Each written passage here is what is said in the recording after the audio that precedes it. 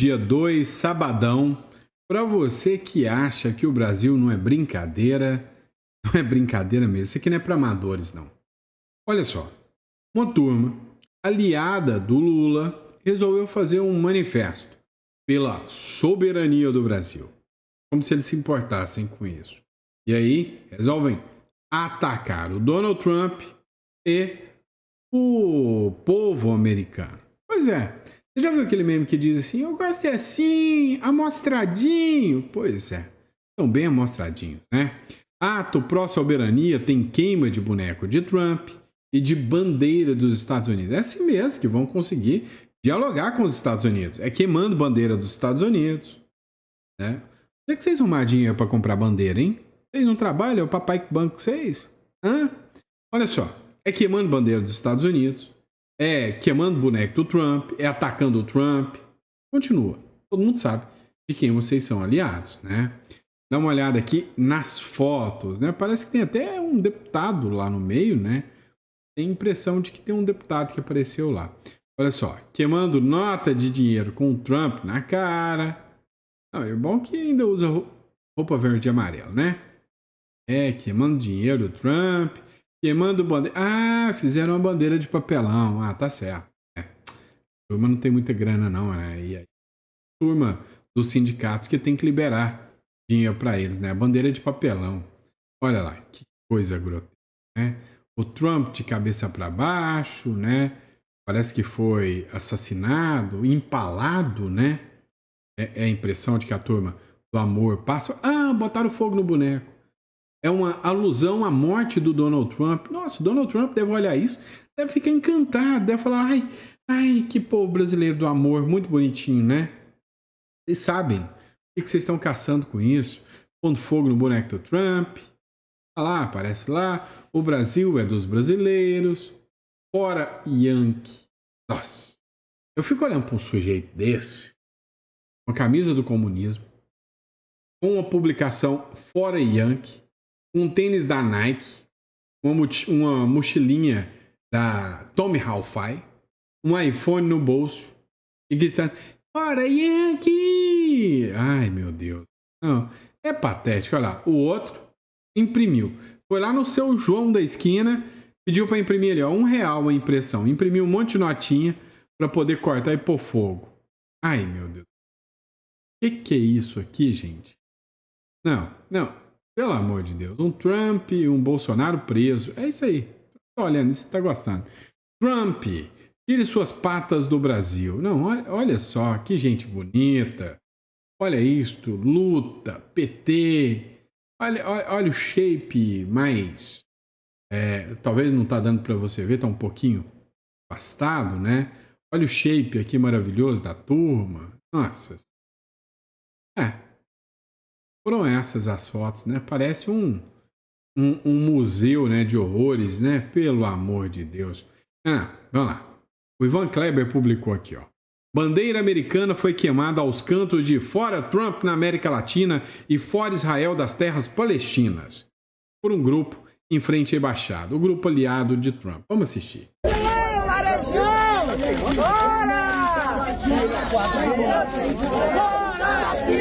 E fora Israel, das terras palestinas, fora Yankee, da América Latina, e fora Israel, das terras palestinas, fora Yankee, da América Latina, das terras palestinas, fora Yankee, fora Israel, das terras palestinas, América Central, a luta do estudante é internacional, unificado para as mudanças do Brasil, o movimento.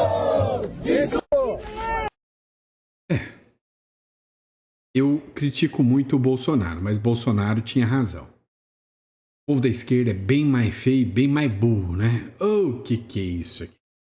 Tá de sacanagem, né? Aí tá bom. Vamos fingir, né, que isso aqui é normal. Bom, hoje eu tô tóxico, tá? Esse sabadão eu acordei tóxico. Pode ter certeza disso. Vamos de próxima matéria. Antes de começar na matéria, eu lembrei de te pedir para se inscrever no canal. Se eu não lembrei, inscreva-se no canal. Esse aqui é um canal, traz informação. Tem dia que eu tô com a macaca, tá? Mas o normal aqui, a gente é sério, sóbrio, bem tranquilo, mas tem dia que a gente perde a paciência, tá? Então, assim, para você que quer um canal com seriedade, com tranquilidade, seja muito bem-vindo, né? Esse canal é preparado para você. Bora para cima. Vamos continuar na matéria. E olha só. O Eduardo Bolsonaro afirma que o Donald Trump já está com a caneta na mão, engatilhado, para pedir a prisão do ministro Supremo Alexandre de Moraes na Interpol. Mas será que isso é possível? Vamos fazer uma análise jurídica disso aqui, tá? Matéria do Ceará, revista Ceará. Eduardo Bolsonaro diz que os Estados Unidos vão pedir prisão de Moraes à Interpol. O deputado federal Eduardo Bolsonaro declarou que os Estados Unidos estariam preparando um pedido à Interpol para pedir a prisão do ministro Supremo Alexandre de Moraes. A afirmação foi feita durante um evento e repercutida pela CNN, gerando forte repercussão no meio político. Até o momento, não há nenhuma confirmação oficial do governo norte-americano ou da Interpol sobre qualquer movimentação nesse sentido. Alexandre de Moraes continua exercendo normalmente suas funções no Supremo Tribunal Federal, e a legislação internacional torna improvável que um pedido desse tipo seja aceito contra o ministro de uma Suprema Corte em pleno exercício. A fala gerou críticas de parlamentares e especialistas jurídicos que apontam para a gravidade da acusação, feita sem comprovação. Alguns aliados do Bolsonaro disseram que violar a primeira emenda é uma violação, né, à legislação americana e, para tão, passível de prisão. Vem cá, vamos falar o correto aqui, tá? É o seguinte, existe uma ação da Trump Media e da Rumble. Estas duas ações, ou melhor, esta ação movida pelos dois, visa declarar que o ministro do Supremo Alexandre de Moraes viola a primeira emenda, determinando a censura em solo americano de cidadãos americanos. Não tem nada a ver com Clesão, não tem nada a ver com o que aconteceu aqui no Brasil, o que os americanos questionam e cobram do ministro Alexandre de Moraes. Tá? Vamos deixar muito claro. Agora, vamos entender o seguinte também. Tá? O seguinte. Se condenado, essa decisão não é uma decisão criminal. Tá? Ela pode fazer com que um funcionário do governo americano perca o mandato, mas ela é meio que uma decisão declaratória, dizendo assim, olha, o ministro Alexandre de Moraes não tem jurisdição aqui nos Estados Unidos, então ele não pode determinar a retirada de perfis aqui dos Estados Unidos. E é isso, nada mais, tá? Então não tem força de mandar prender o Alexandre de Moraes, não tem força de decisão de mandar para a Interpol, nada disso. Agora, até o próprio Jeffrey Schickini, que é criminalista, eu sou tributarista. Meu negócio é imposto, holding, offshore. Inclusive, se você precisar nos contratar, tá aqui embaixo, aqui é só clicar aqui. O Jeffrey Schickini, para mim, o cara é um dos mais conceituados hoje, tá?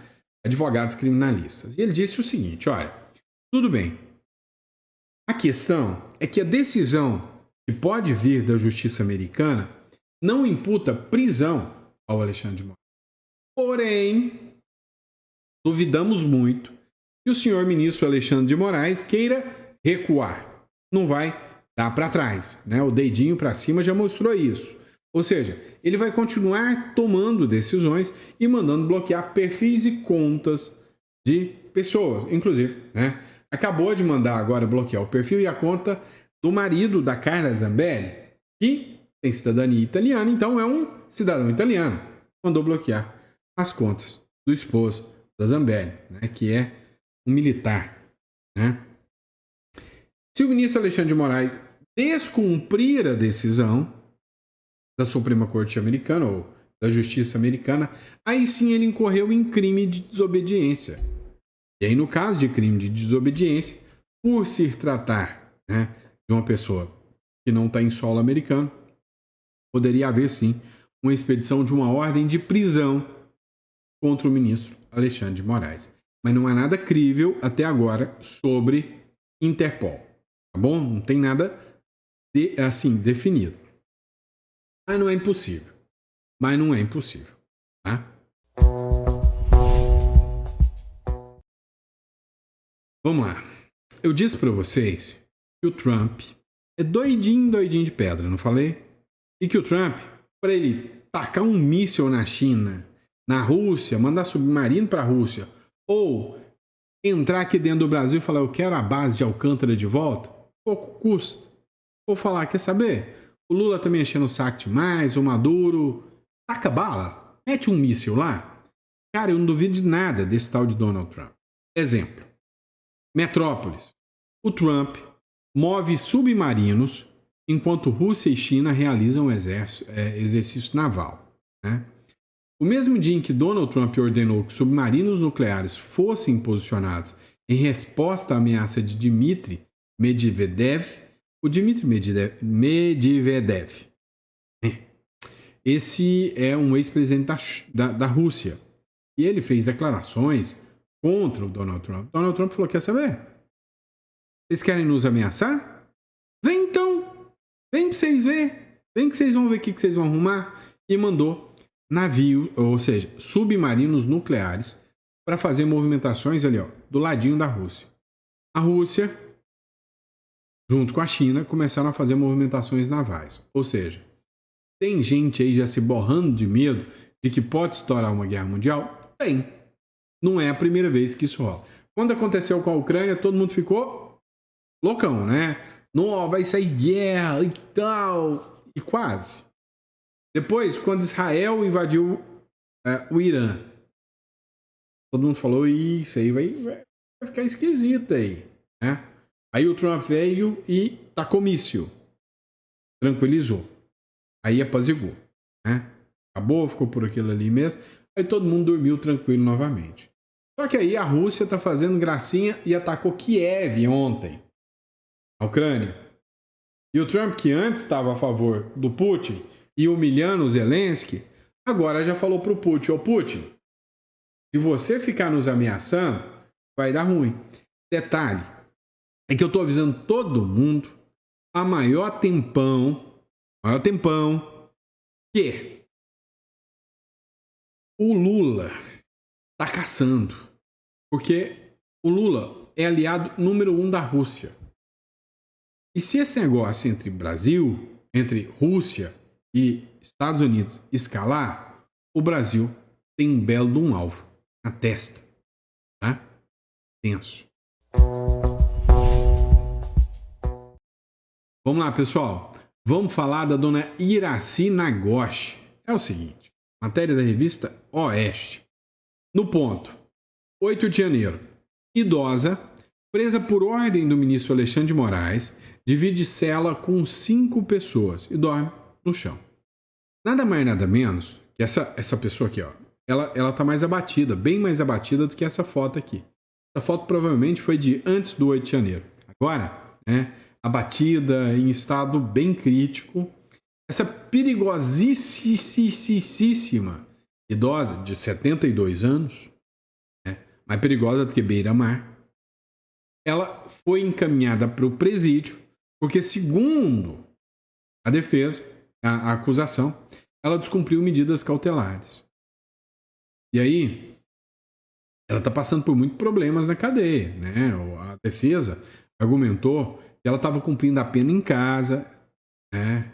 Teve que voltar ao regime fechado por ordem do ministro Alexandre de Moraes, porque ela violou a tornozeleira e foi no hospital algumas vezes, e a defesa falou que tem falhas no aparelho, falou que todas as vezes que ela foi no hospital, ela tem registro de entrada no hospital. E aí o advogado da dona Iraci, né, o Jason França, ele disse que atualmente a idosa se encontra em uma cela pequena, com mais 5 mulheres na penitenciária, lá em Santana, São Paulo. Lugar totalmente insalubre, sem higiene nenhuma. Um lugar triste. E aí cobrou explicação, porque ela está tendo que dormir no chão, porque ela não tem colchão. Aí é óbvio, o esquerdinha de carteirinha vai aparecer aqui.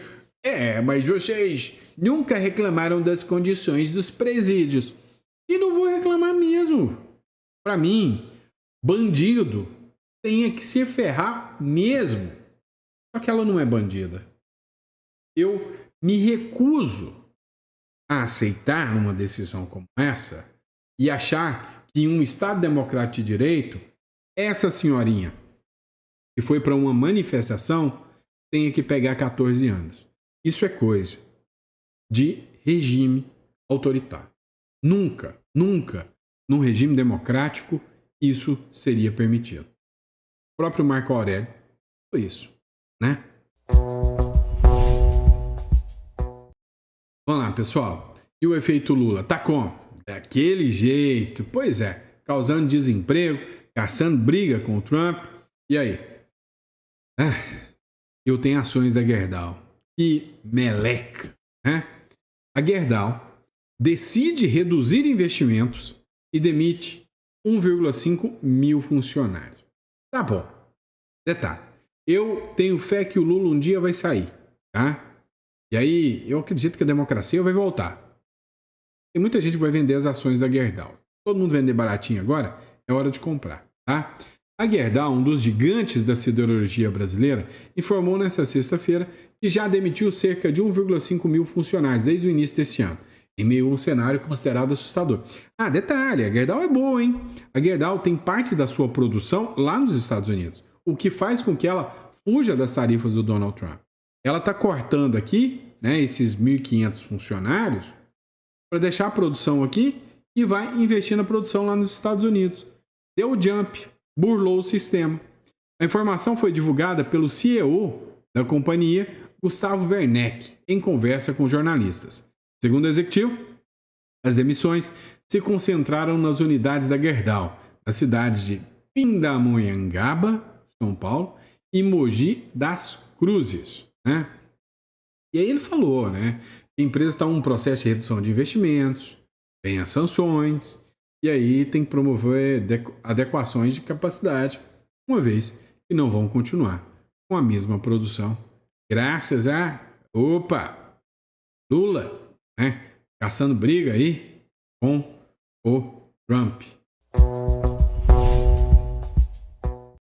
Vamos lá, pessoal. O Eduardo Bolsonaro está sendo alvo de críticas de professores e ex-reitores que pediram a cassação do 03 do Bolsonaro, né? E aí o pedido já está hoje na mesa do Hugo Mota. Quero ver o Hugo Mota se ele vai dar a cassação do Eduardo Bolsonaro agora ou não. Será que vai peitar uma dessa? Um grupo composto por 76 reitores, professores e pesquisadores de universidades brasileiras, tudo da USP. Certeza, tudo esquerdinha, tá? De universidades brasileiras, encaminhou à Câmara dos Deputados uma petição pedindo a cassação do Eduardo Bolsonaro.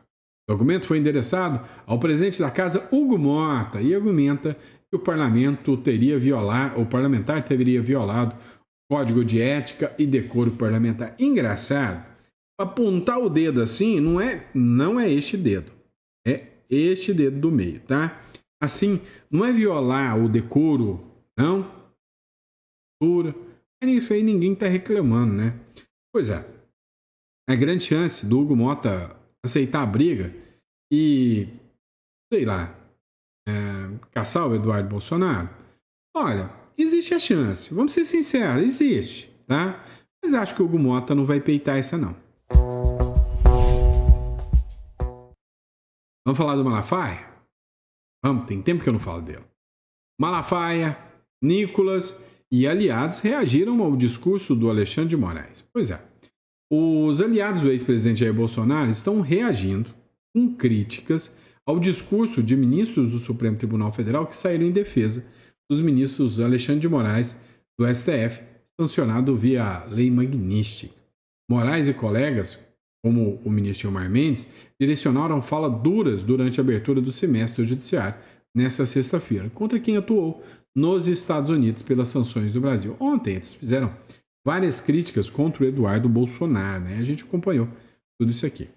Dá uma olhada aqui, né, nas postagens deles. O Sóstenes Cavalcante, por exemplo, líder da oposição, escreveu o seguinte: eu nasci para ver a esquerda defender o STF, o mesmo STF que condenou o Lula por corrupção. Eu nasci para ver um ministro indicado pelo, abre aspas, golpista Michel Temer, ser defendido pelos esquerdismo. Este é o governo da Suprema Esquerda. O Nicolas Ferreira já foi mais tranquilo, né? Só postou uma foto ali do Lindbergh, da Fegali ali, Jandira Fegali, com o cartaz Moraes não, né? Anti-Moraes, todo mundo contra o Alexandre de Moraes. O Malafaia já foi além, escreveu, né? Alexandre de Moraes, deixa de ser cínico, seu covarde. É assim que ele fala. Está reclamando que é uma covardia sanções que podem vir na sua família. Você, por 2 vezes, bloqueou as contas das filhas de 15 anos de idade do Oswaldo Eustáquio, ameaçando a mãe de prisão se a garota descumprisse as suas ordens. Está se sentindo um pouco do mal que você praticou contra centenas de pessoas. Se não parar com essa perseguição, covarde, vai piorar. A vírgula foi minha, tá, pessoal? Foi eu que coloquei a vírgula. Aí, uma coisa chamou muito a atenção, né, depois dessa publicação do Malafaia, que a web resgatou um videozinho muito querido, Jornal Metrópolis, tá, pessoal? Para quem duvida aí, ó, é o Metrópolis que fez essa publicação. Resgatou um videozinho querido. Dá uma olhada. Em que o nosso indicado sabatinado é um militante partidário convicto, aliás, por posicionamentos externados. Eu não diria só um militante, eu diria, além de militante e filiado, nós temos posicionamentos até de perseguição política por parte do indicado em relação, por exemplo, ao Partido dos Trabalhadores, em relação a manifestações feitas em apoio ao impeachment da presidenta Dilma. Como diz o nosso premiado escritor Raduan Nassar, a quem eu quero aqui fazer um breve desagravo. Nós vivemos tempos sombrios, muito sombrios. É indiscutível que o país vive uma séria e profunda crise política e institucional, que impõe grandes desafios à nossa golpeada democracia. Por isso o incômodo, o temor, a insegurança com a indicação de Vossa Senhoria para esse cargo ao Supremo, doutor Alexandre. Aliás, o senhor diz que se considera imparcial ao assumir o STF, que não vê problema nenhum com as suas posições, que vai se guiar pela Constituição. Mas eu lhe pergunto, a que o senhor então atribui as manifestações tão contundentes, contrárias à sua indicação, que nós estamos recebendo nessa casa? Manifestações contrárias de juristas, manifestações contrárias de entidades. Seguramente nesse contexto há muita indignação e contrariedade perante a opinião pública com a indicação de Vossa Excelência. São manifestações que nós não vimos aqui em outras indicações para o Supremo. Com o ministro Fachin, nós tivemos uma campanha nas redes sociais, tivemos uma campanha de imprensa. Com Vossa Excelência, nós temos manifestações de entidades, como, por exemplo, é o caso do Centro Acadêmico 11 de Agosto, local que Vossa Excelência tão bem conhece. Vossa Excelência é professor da USP. Pois bem, os meninos do 11 de Agosto vieram nos entregar um abaixo-assinado com 270 mil assinaturas, já somos 278, contrárias à sua indicação. Eles lhe conhecem. Por que eles são contrários à sua indicação? Tivemos um outro ato aqui também, que foi o lançamento da anticandidatura da jurista e professora Bia Vatina, em que o nosso... Não é que o PT estava certo, gente. Tá vendo? Coisas mudaram, né? Mas não é que naquela época o PT estava certo. Se todo mundo tivesse apoiado o PT naquela época, né? Talvez a gente não estava numa situação tão complicada assim. Mas vamos lá, né? Tudo muda, tudo passa, tudo passará. Já dizia, né, Renato Russo. Inclusive, né, fico feliz com a decisão do Alexandre de Moraes. Hoje eu estou feliz com uma decisão do ministro Alexandre de Moraes. Ó, desse cara aqui, ó, né? Assim, minha solidariedade total ao Constantino, que está enfrentando um câncer, né? Então, é um guerreiro, todo mundo sabe disso. Moraes desbloqueia as redes de Rodrigo Constantino 2 dias após a lei Magnish. Oh, que bom. O ministro Alexandre de Moraes, do Supremo Tribunal Federal, determinou o desbloqueio. Aí sim, tá certo, né? Não estou elogiando ele, mas estou dizendo, isso é uma arbitrariedade sem tamanho. Rodrigo Constantino é só dar opinião. Determinou o desbloqueio das redes sociais do jornalista Rodrigo Constantino, da Gazeta do Povo, nesta sexta-feira. A decisão ocorre 2 dias após os Estados Unidos sancionarem o ministro com a lei Magnish, que serve para punir estrangeiros que os Estados Unidos consideram grandes violadores dos direitos humanos. E aí o Constantino publicou, né, no seu perfil o seguinte, ó. Em publicação no seu perfil na rede social X, o advogado de Constantino, Dr. Emerson Grigoletti, afirmou que o seu escritório havia acabado de ser intimado pelo gabinete do ministro Alexandre de Moraes, deferindo o pedido de desbloqueio de todas as redes sociais do jornalista. Isso inclui a liberação de seus perfis da X, Instagram, TikTok, Facebook, Thread, Patreon e o YouTube. Patreon eu nem conheço, tá? Todos os seus perfis estavam impedidos de funcionar no Brasil. Grigoletti disse ainda que o escritório está acompanhando o cumprimento da referida ordem pelas respectivas plataformas. Até o momento, a conta de Rodrigo Constantino X ainda não voltou ao ar para usuários brasileiros. Parabéns, né, ao Rodrigo Constantino, que enfrentando um câncer e mesmo assim com bastante luta, né, vem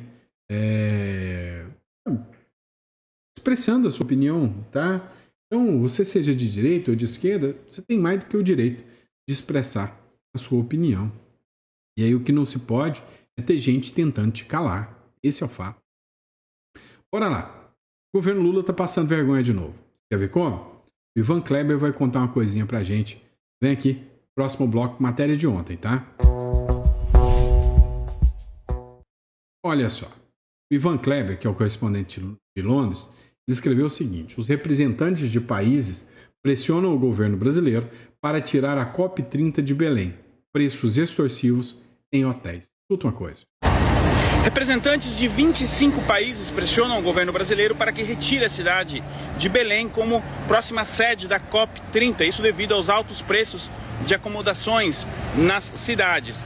Eu fiz um levantamento e descobri que no começo do mês de julho, entre o final de junho e começo de julho, portanto há um mês, negociadores de governos da África e do Pacífico enviaram cartas ao Brasil, país anfitrião da COP, expressando preocupações com os preços astronômicos de acomodações na cidade de Belém. Então, caso você seja da cidade de Belém, deixe aí o seu relato sobre a situação. Eu sou Ivan Kleber, falo diretamente de Londres, no Reino Unido, e hoje é sexta-feira, dia 1º de agosto de 2025. Muito obrigado pelo carinho da audiência. Olha, alguns pontos precisam ser analisados, né?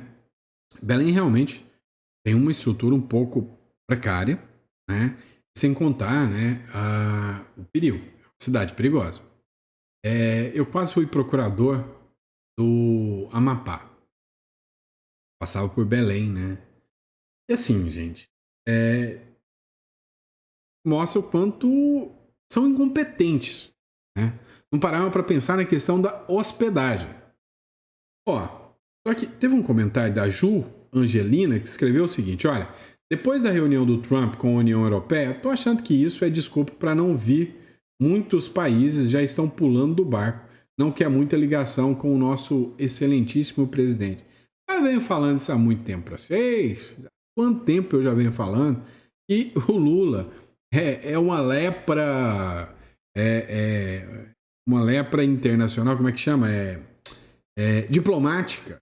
Ninguém quer chegar perto, vai se sujar, vai se queimar. É fria, furada, sujeira, né? Canseira. Pois é, meu amigo. Ninguém quer. Então, acho também, né, que é mais um argumento para que não venha, que não compareça e que não passe vergonha, né? Literalmente, aqui no Brasil, né? E aí, só para encerrar, o governo Lula deu uma regadinha, tá? Deu uma regada. Mandou uma cartinha lá para o Marco Rubio para ele pegar leve nas sanções. Detalhe, eu queria ler tanto essa carta, eu queria ler, mas o governo Lula põe sigilo de 15 anos em carta enviada a Marco Rubio. O governo Lula impôs sigilo de 15 anos a uma carta enviada pelo ministro das Relações Exteriores, Mauro Vieira, ao chefe da diplomacia de Donald Trump, secretário de Estados Unidos, ao secretário dos Estados Unidos, Marco Rubio. Um documento obtido pela coluna Paulo Capelli mostra que o despacho telegráfico enviado pelo Itamaraty a Washington foi classificado como secreto, só podendo ser retornado a público em 25 de novembro de 2039. Esquenta não, eu tenho paciência, em 39 eu leio para ver como que vocês imploraram para o governo, ou vocês ameaçaram, ou atacaram, sei lá o que vocês fizeram. Em 2039 eu volto aqui e a gente faz um editorial para ler essa carta com vocês. Bom, E é isso, pessoal. Ó, muito obrigado pela confiança, pela credibilidade. Pessoal, você, né, que precisa de um holding, uma offshore para estruturar o seu patrimônio, entre em contato, tá aqui ó, na descrição. Tá? Ou para você que acha que o Brasil tá meio insano, acha que é viável, né, uma saída para o Uruguai, também entre em contato aqui no site. Você vai encontrar os contatos aqui. A gente pode estar dando o apoio e o auxílio para você, né, para a imigração ao Uruguai. Tá bom? Grande abraço, fica com Deus e até o próximo editorial.